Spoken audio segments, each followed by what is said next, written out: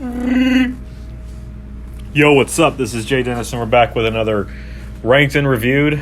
And today we're going to talk about a band that nobody asked for. It's a band that I've heard quite a bit since I was a kid. And that's Three Doors Down.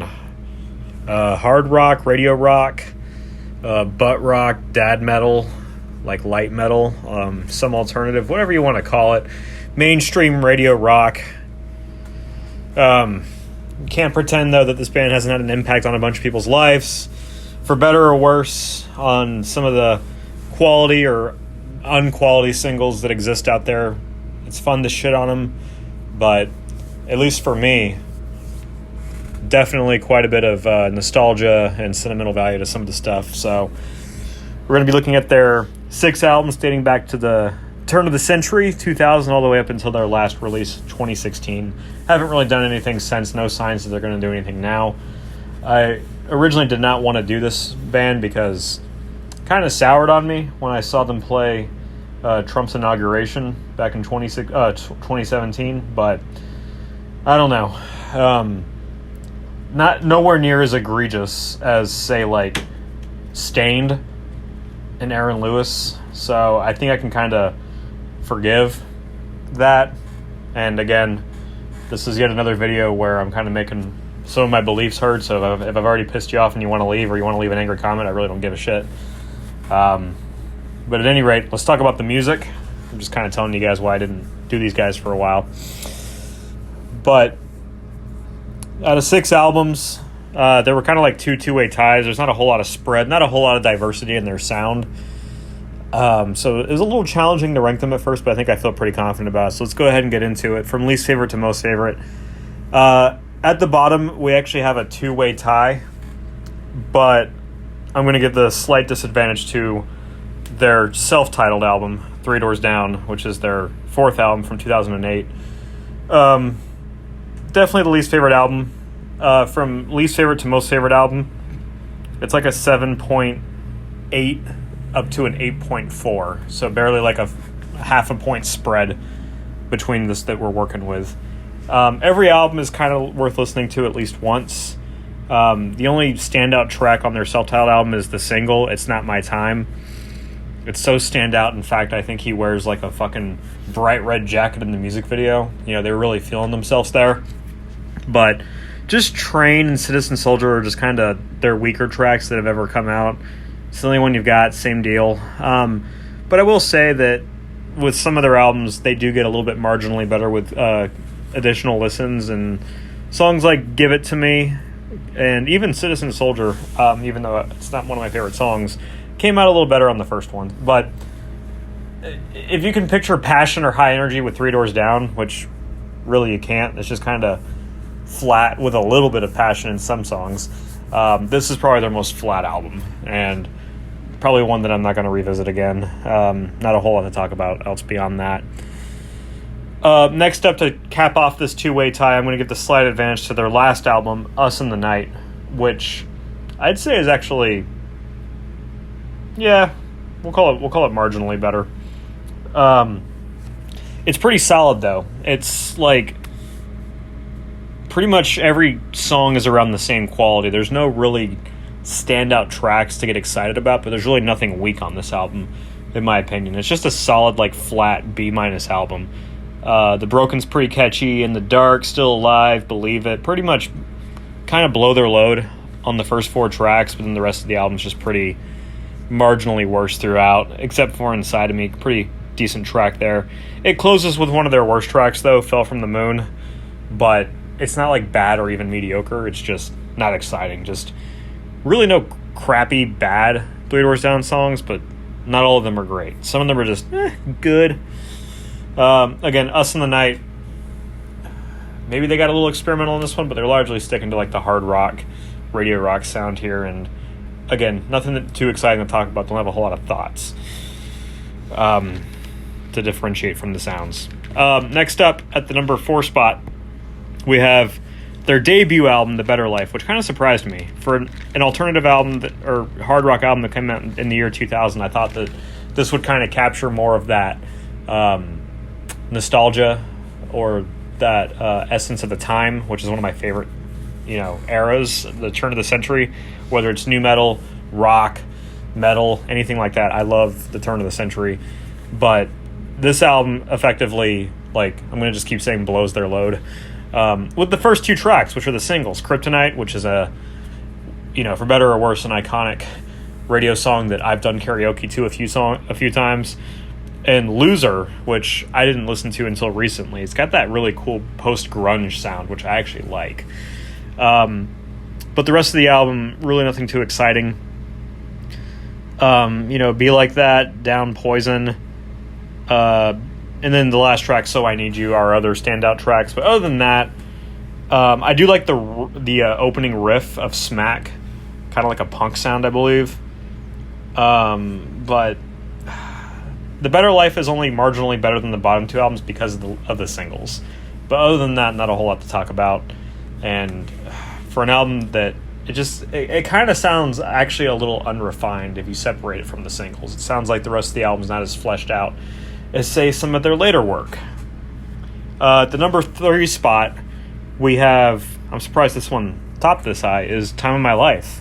This album's actually pretty fun to listen to. I would listen to it from front to back again. It's got a good bookend effect where both the first track and the last track are the two best songs. Time of My Life, I really enjoy the riffs on that one. Now that we're at the top 3 albums, I'm probably going to talk more about the albums.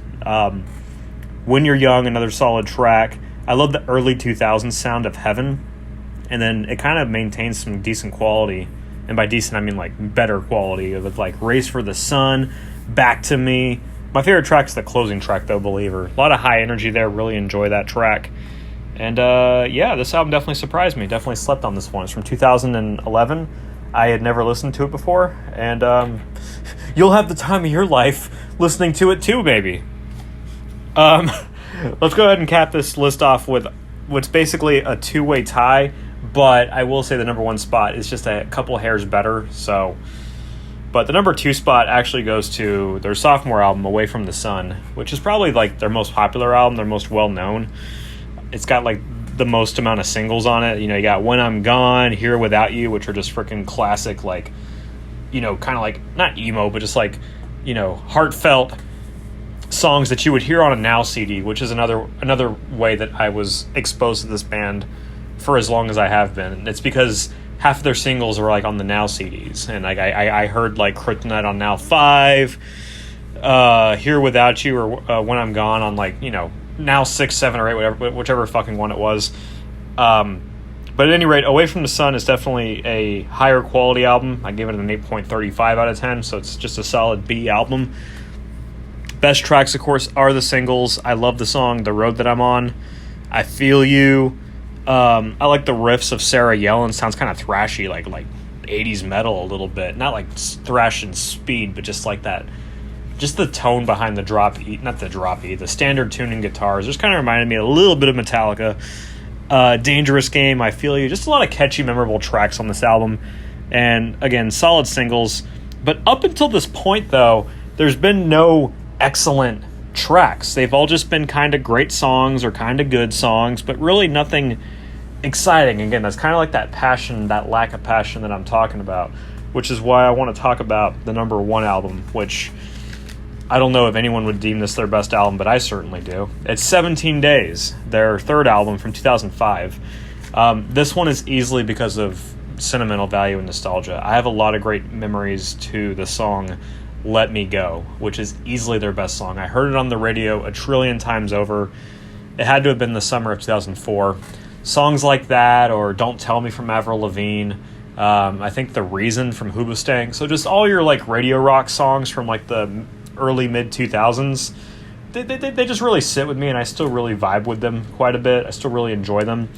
But back in 2014, I was kind of obsessed with collecting CDs. Back when I supported Amazon, I would buy a bunch of them, or I'd go to Best Buy and buy the $5 ones. And the 17 Days was one of those that I bought because I'm I love Let Me Go, but how's the rest of the album sound? Well, this album, much like Away from the Sun, is pretty solid from front to back, but it does open with a pretty catchy riff with Right Where I Belong. I really enjoy that track a lot. It really has that summer sound. It makes me kind of 17 Days is, to me, such a great summer album. And then it goes into the one of my other favorite tracks from them, It's Not Me. To me, It's Not Me is where there's like more passion. It feels like there's like a nice sense of urgency in the chorus. There's great guitar work, there's great clean work, and there's even like a solid guitar solo in there. The actual single Let Me Go just hits me hard. The closing track with like the harmonized vocals and everything, I just have a lot of like endorphins and a lot of like good feels come out when I hear that song. Even though it uses one of the most generic, repetitive power chord progressions of all time, it still sits with me. Like, it's just one of those ones that invoke a lot of emotion for me.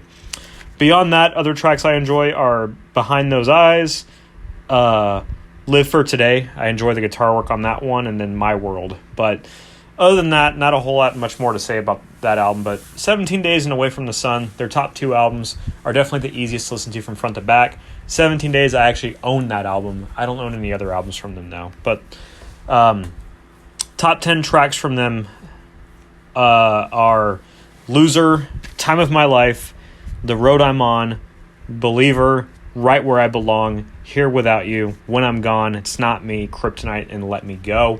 Mostly singles there. And I kind of did that out of order, but here's the ranking one more time. From least favorite to most favorite, we got Self-Titled, Us in the Night, The Better Life, Time of My Life, Away from the Sun, and their best album, 17 Days. So definitely feel free to comment what you agree or disagree with. Did I talk about any deep cuts that aren't singles that you're like, holy shit, he actually brought that up? Or is Three Doors Down just a radio rock band to you where you mostly just think about the singles? Again, they've been inactive for a while, so that's kind of why I felt pretty confident with just releasing this. I try to release these videos sometimes when a new album from a certain band is coming out, and I got about fucking 40 more of these that I want to do, but this one has just been sitting on the list for a while. But at any rate, comment what you agree or disagree with, and you know, how would you rank them differently? What are your favorite songs? Do any of the singles tug on your heartstrings the way Let Me Go does with me? And the music video is fucking great too. Music videos are pretty solid from these guys also. The one for Kryptonite's weird as fuck. I like the one for Loser. All right, but I think that's about it. See ya.